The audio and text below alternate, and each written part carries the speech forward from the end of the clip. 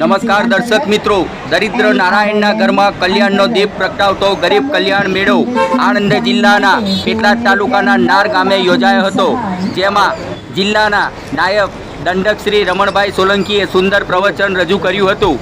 તેઓએ જણાવ્યું હતું કે ગરીબ કલ્યાણ મેળાઓ ગરીબ કલ્યાણની વિભાવનાઓને સાચા અર્થમાં ચરિત્રતા કરવાનો યજ્ઞ કર્યો છે।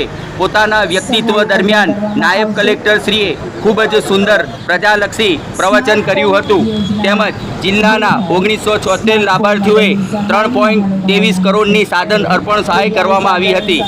આ પ્રસંગે નાર મુકામે ગરીબ કલ્યાણ મેળામાં નારના સુખદેવ પ્રસાદ સ્વામીજી, પેટલાદના ધારાસભ્ય તેમજ નિવાસી કલેક્ટર સહિત અગ્રણીઓ તેમજ ગરીબ કલ્યાણમાં જિલ્લાભરના તમામ સરકારી અધિકારી સહિત લાભાર્થીઓ મોટી સંખ્યામાં ઉપસ્થિત રહી સરકારશ્રી તરફથી મળતા લાભોનો લાભ લીધો હતો। બ્યુરો રિપોર્ટ, માહિતી નિયામક, આણંદ।